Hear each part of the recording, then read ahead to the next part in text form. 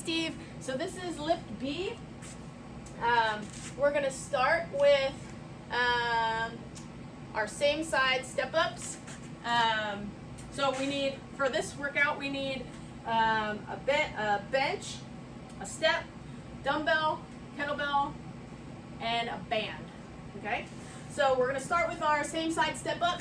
So you'll have your step and pick a height that is comfortable for you. I would start with a lower height, and then with each week you could always progress up in height. I would never go higher than knee height, obviously. Usually like mid or 3/4 of the way up your shin would be the highest I would have you go. So we're going to put one foot on the box. You're going to have same side leg that's working has the dumbbell. So only one dumbbell, and it's the same side as the leg that is on the box. So from here, we're going to make sure that we're keeping the lower abs slightly engaged. Our knee stays in line with our foot, and we drive through the foot on the box. So we have a slight lean forward. We're driving through the leg that's on the box. I'd love for you to bring the leg up, but if your balance isn't going to do it, just a light toe on the box, and then come down under control. When we come down, the knee stays straight as we come down under control. We're not just flopping back down. We want to control the whole way down. So driving through our foot, slight lean forward, coming off, knee comes up or toe touch, and then come back down, nice and controlled, under control. Okay, so from the side, just move this out of the way. We want to make sure when we're pushing off, we're not really pushing from the back foot. All the work should be, our focus should be on the leg that's on the box. Okay, so we're going to first shift forward. So now we're just on the toes on our back foot. So we're not, again, not pushing off dramatically with that back foot, but really thinking about the leg that's on the box that's doing the drive forward. And then when we come down, we're coming down under control. Our back is in a nice straight line.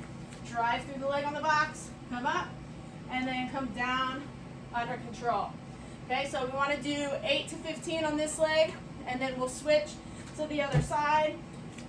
So again, the leg, so we don't want the leg super close to the box, but we also don't want it too far behind us. So just a nice, it should almost be right in line with our body, that nice straight line down. So we slight engagement of the lower abs, drive through the foot on the box, we come up, control, or slight touch, and come down under control.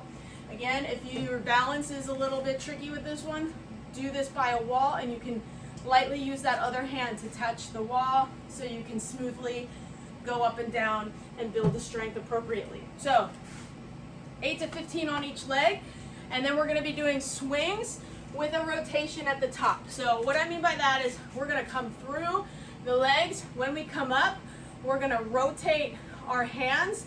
So one hand is above the other, and then we'll come back down and bring the arms up so our hands are stacked one on top of the other. Okay, so we're just going to be doing like that. So I'll do it kind of on an angle so you can see it a little bit better. So just like with the first day where we had the 45-degree squat, that's how I kind of want your feet for this one also. So your toes are going to be slightly toed out. Okay, our feet are underneath our hips. And then we're going to reach forward. We always want to start with a good starting position, like you're going to hike a football behind you. So we're reaching out with our hands. Our weight is in our heels. We're going to swing that dumbbell or kettlebell back, and then we get started. So as we bring our arms up, the one hand comes up on top, come down. One hand up on top, come down. Alternating which hand is on top, at the top, every time. And again, with the swings, the hip propulsion is what gets our arms up. We're not using our arms to lift the kettlebell. Our hips come back and drive through. Back and drive through. Back and drive through. Okay? Head is in line with our spine. And we do about 15 of those. Then you go back to the same side step up and repeat that 3 times. From there, we're going to go to our next grouping, which is our bench Y press, or our band Y press, I mean. So you can have your band, wrap it around something that's about chest height, And from here, we're gonna make sure we're even on both sides. And because it's a Y press, we're not going straight out, but we're also not going straight up. So it's right in the middle, that diagonal or Y position. So from here, slight engagement of the core, squeezing our glutes, and then pressing straight out. So it's almost like our body's in a plank position as our arms are out, and we're gonna stay in that slightly forward position like this. So we're not gonna be directly straight up. We're gonna be leaned in a little bit, using that band to help us to stay in that position.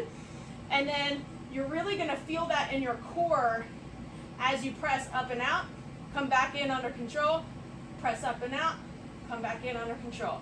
So our head stays in line with our spine, our elbows are coming straight back in by the body, and then drive through.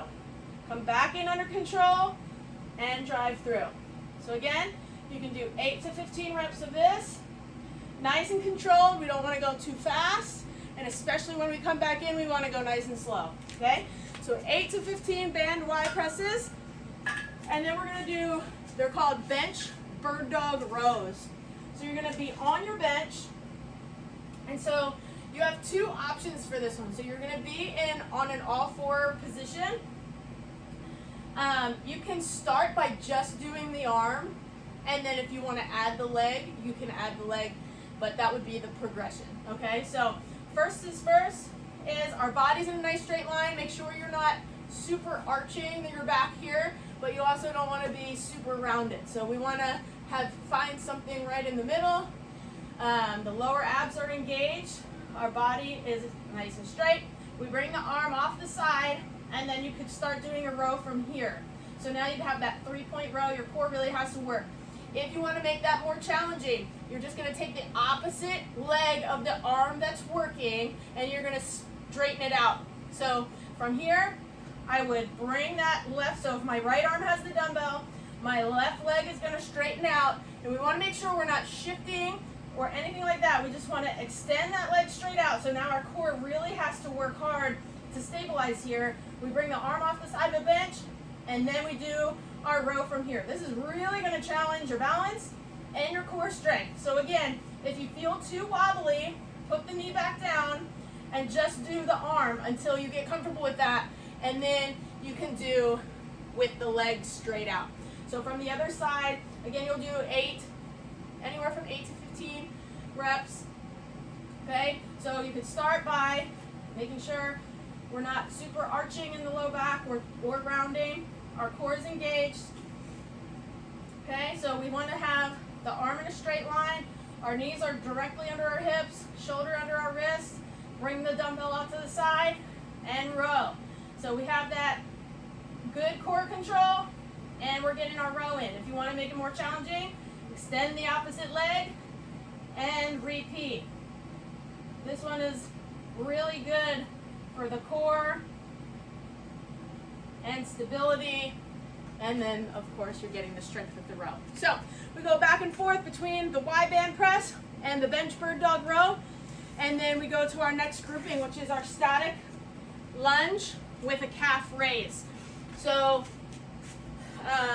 just like in the first day when we did our regular static lunge, where one leg is forward, one leg is back, and we're just coming straight up and down, instead of going up and down, we're going to stay in the down, and now we're just doing a calf raise with the leg that's on the ground, okay?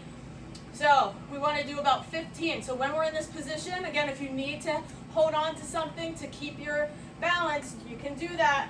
But we want to make sure most of our weight is in this front leg. If you start to feel like your back leg is fatiguing out before your front leg, you're probably shifted back too far and you're relying on this back leg too much. So really make sure we shift our weight into the front leg, your front glute, and your VMO here, they should be on. And then we're just lifting the heel straight up, straight down, straight up, straight down. Making sure we're going under control. We're not like bouncing it. It should be up, 1, 2, almost like 2 to 3 seconds up, 2 to 3 seconds down. Okay? So again, we take that nice stride. We lower ourselves down into a lunge, shift your weight onto the front leg, and then the heel comes up, come down under control. Up, down under control. Up, down under control. And you're just repeating that for about 15 reps. Okay, so we have the static lunge with calf raise, and then we go into a one-sided farmer carry. So you can grab a kettlebell, you can grab a dumbbell, whichever one feels more comfortable for you, but you're just going to have that on one side of your body. We want to stay nice and strong through our core so we maintain good posture, and then you're just going to walk for about maybe 30 paces with your, just count your one leg, 30 paces with it on the one side, and then you'll switch and do 30 paces on the other side. So you're just going for distance, walk back and forth across your room, but just really making sure that we stay nice and controlled as we walk. The core is strong, our head is in line, and just making sure that we're not like letting that dumbbell really pull us down. We want to just stay as much in a plank position as we can as we walk. Okay, so static lunge with the calf raise, one-sided farmer carry on each side, 3 rounds of that, and then we go to our last grouping, which is a 4-way calf raise, and then the ball diagonal dead bug. So for this one, for the calf raises, you're just going to get on a step. So even if you want to use your stairwell, so you can, you know, hold on for a little bit of balance, you can do that. So you're going to come up on your step.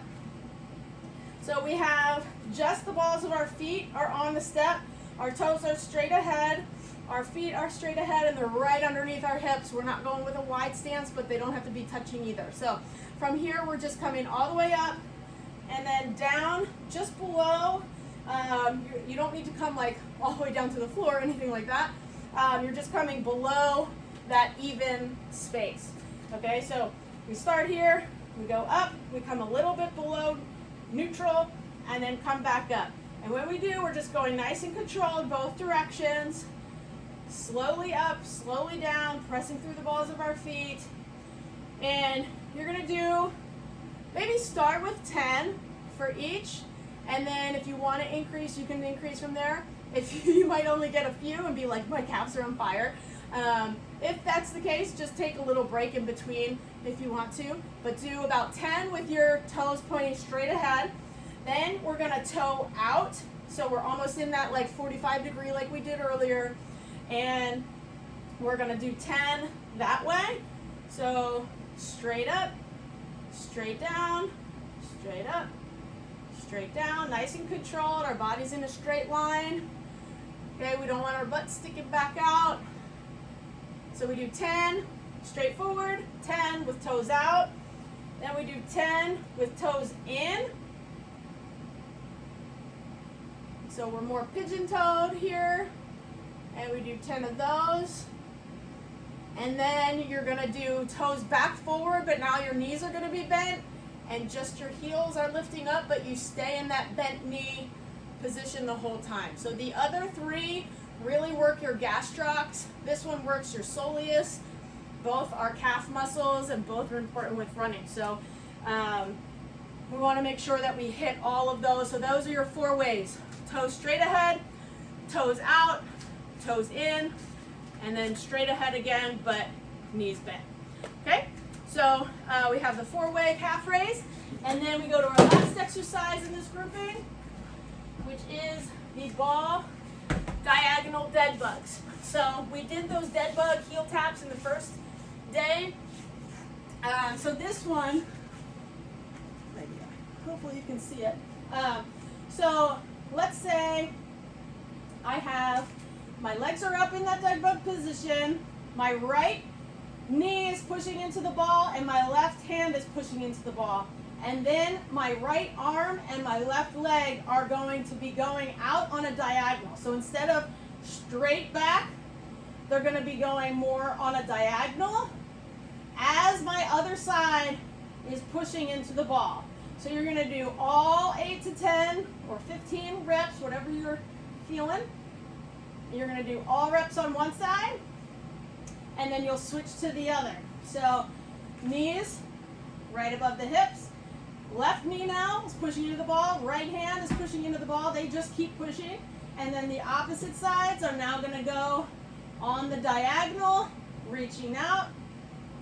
And again, when we do this, we want to make sure the lower abs and the lower back does not pop off the ground. So you really have to engage the lower abs to keep that from happening. So do about 8 to 15 reps on that side. And then you'll go back to the calf raises and do 3 rounds to finish out your day. All right? Have fun. Enjoy.